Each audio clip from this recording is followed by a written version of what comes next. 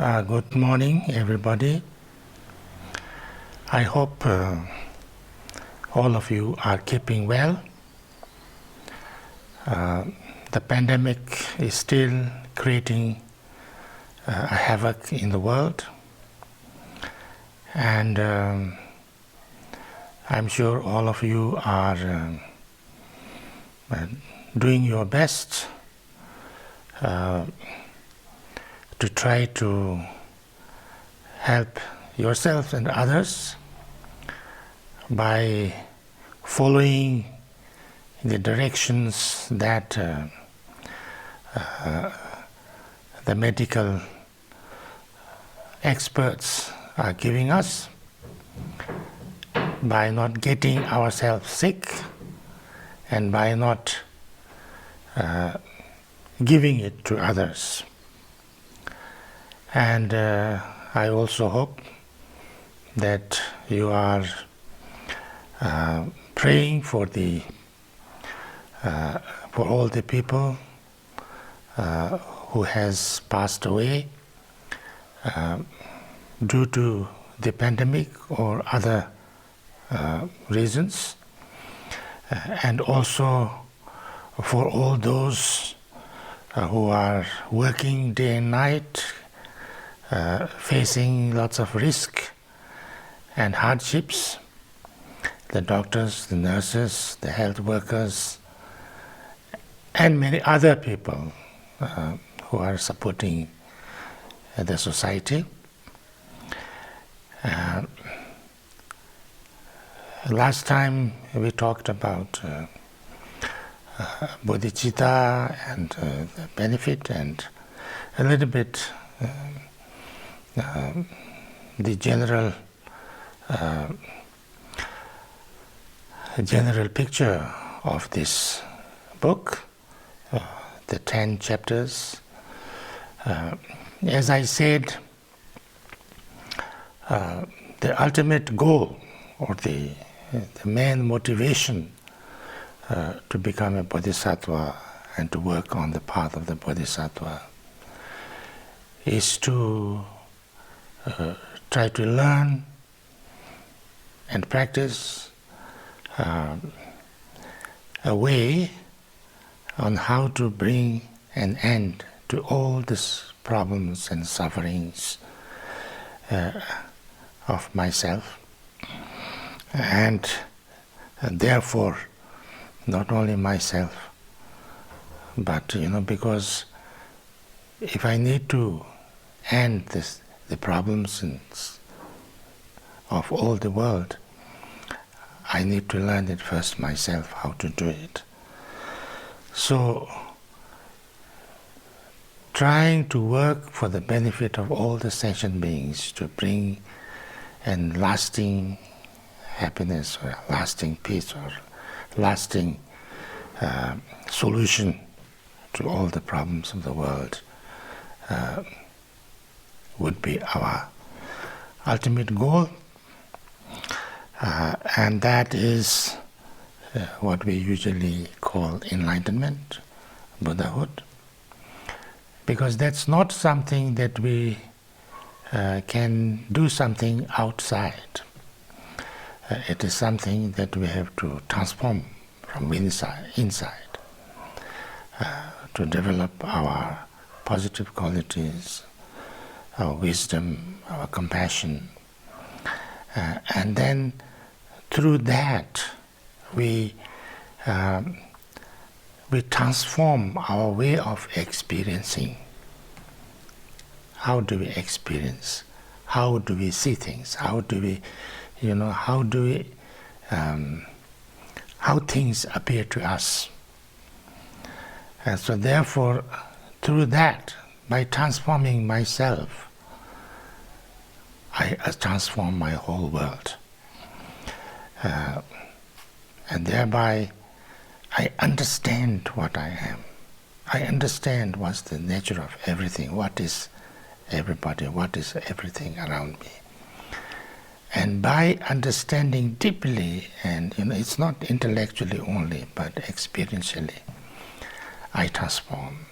And then I find that actually all problems are solved. But that's a little bit complicated. So in order to work towards that, first, the path that I try to become a better human being. I try to become a more beneficial human being. I try to live in this world a meaningful life that is good for us and good for everybody. And so therefore, how do I do that? How do I do that? And so that's the kind of training. That's the whole book about, is how to do that. And if we can learn this, then slowly, we will able to actually find how we can completely transform ourselves and how we can actually free ourselves from all our problems, our negative emotions, our wrong way of seeing things, and how we actually can experience a great kind of peace and joy, which is not dependent on having something or not having something. And thereby we do not have to be upset, angry, and disturbed by almost anything that happens to us. So therefore, we will actually eventually directly attain that what we call enlightenment, and then we can also try to help others how to get this understanding. So therefore, first we try to work on ourselves, and that's why the path, in short, after generating bodhicitta, is 6 paramitas. 6 paramitas is the Mahayana, or the Bodhisattva's path that Buddha taught. It is not different from Eightfold Path, what we generally talk about in Buddhism. Eightfold Path and 6 paramitas is actually completely same. There's not much different, but just a different way, different approach. So in the 6 paramitas, we start with what we call as the giving or the generosity, because it's helping. Generosity is helping. But in this book, there is not a separate chapter on generosity. The 10th chapter, dedication, is also about generosity. And also the first chapter, the bodhisattva, the compassion and bodhicitta, is all about, wanting to help and how to help and things like that. The importance of that the compassionate intention. So therefore, it's all kind of covered And also, in order to, before taking the Bodhisattva's commitment or Bodhisattva's vow, we go through the seven, what we call the seven branch practice. There also we have, offering and so how we make offerings. In this book, there is not much detailed description of making kind of material offerings too much, because this book was addressed to the students of Nalanda University. Most of them were monks. So therefore, I don't think they had too much material things to offer anyway. So here he's talking a lot about, just develop the sense of giving, sense of, intention or sense of being generous, not getting attached to things too much. Like even if you see a beautiful flower or something nice, something good, something beautiful, instead of thinking that, oh, this is so beautiful, I like it, I want it, I must get it, if I had this, I would be so nice, if I can, make this as an offering. It's such a beautiful flower, and I offer this to all the, enlightened beings, to all the Buddhas of the past, present, and future. Because all the sentient beings are the Buddhas of the future anyway. So, if I say this, I can enjoy the beauty of the flower, but I don't have to feel all those negative emotions, you can say, those emotions like, this is a nice flower, so I must get it. How can I get it? I don't have this, so therefore I'm not happy.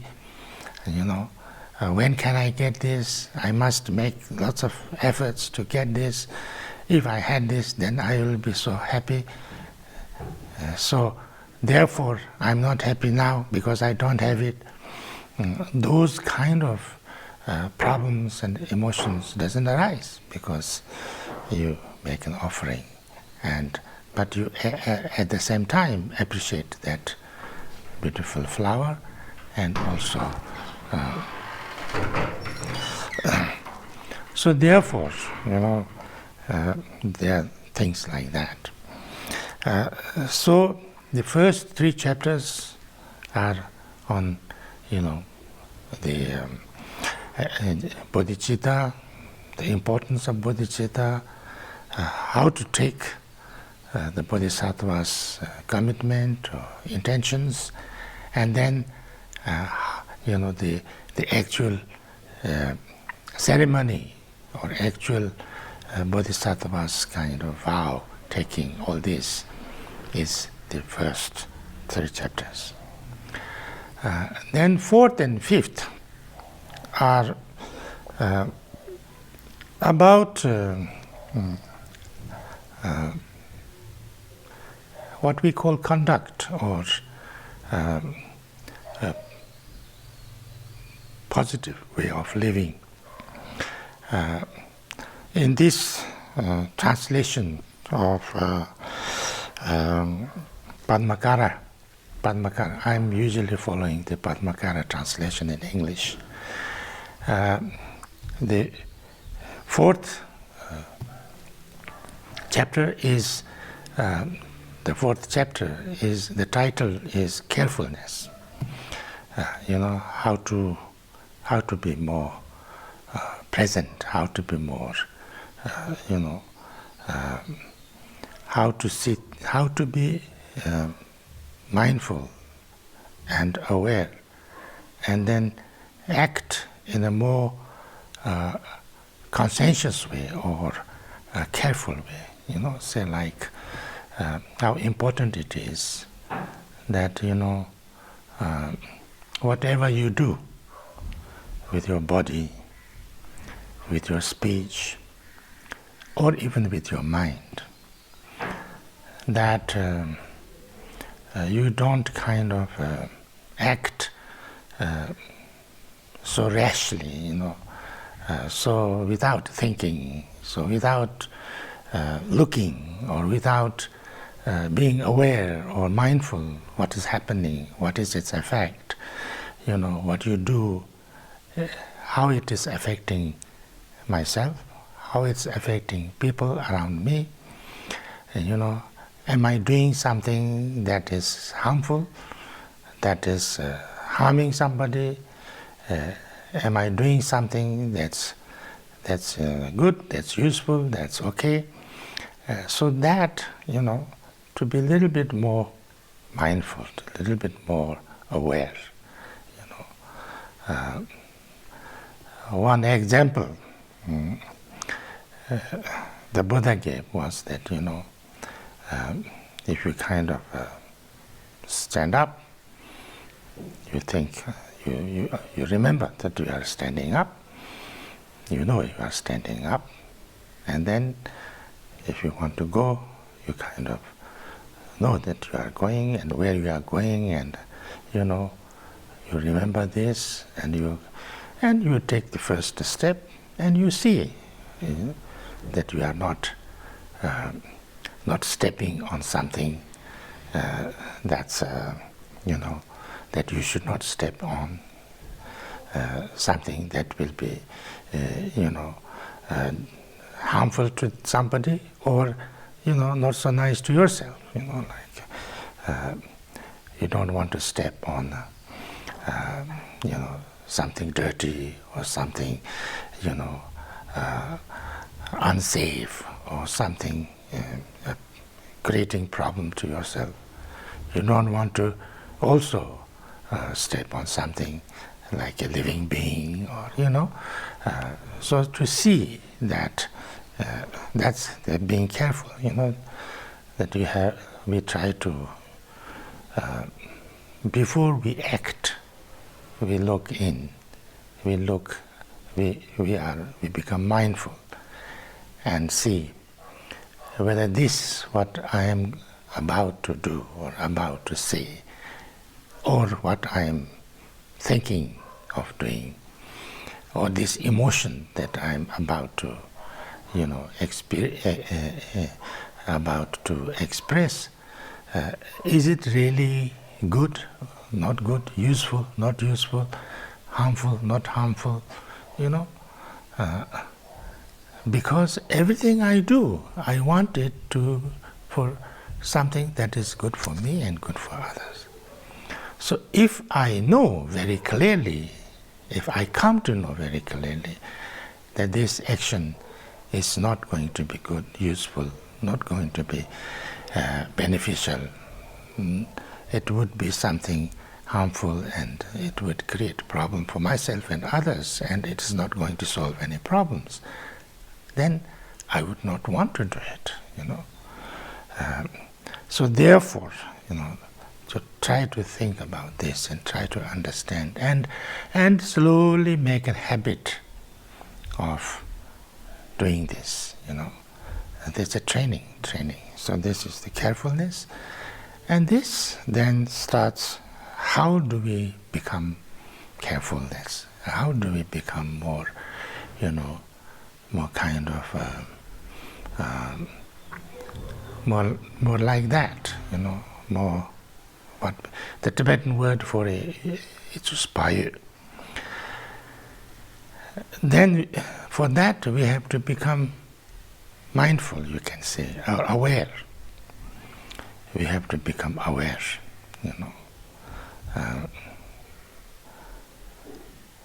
many times, we do things unaware. We do things mindlessly without being mindful. Here, the chapter is called Vigilant Introspection. Shijin, this is how they have translated vigilant introspection. But, Shijin itself means more like aware, being aware. So, you have to, in order to have this carefulness, you have to become mindful and aware, what is happening, what is going on, and, what is around us, what is the situation, all these things, if we become aware, and then if you look a little bit deeper into that, it's not that we are all foolish. We will find out. We will know whether it's something good or not good, or useful or not useful, or, helpful or not helpful. We don't want to do something that we would regret afterwards. That's what lots of times we do. If we do something, whether it's action or speech or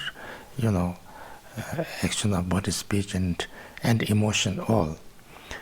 There are lots of times that we have to regret later on. So we should not do that. So therefore, we need to slowly learn. It's not that if we make a mistake, we have to feel guilty all our life. What happened is happened, and so. But we need to be more, a little bit more aware and things like that, and try to work on this. So these are the fifth chapter. So these 5 chapters we have talked about. So I'm not going to go detail in that. You can watch the videos if you want, audios, whatever, read book, whatever. So from next time we will actually go to the 6th chapter, which is about patience. So I'll stop here this time. It was a little bit more than 20 minutes. So thank you very much, and see you next time. And till then, keep well, and hope everything goes well to you, and the pandemic will stop soon. Thank you very much.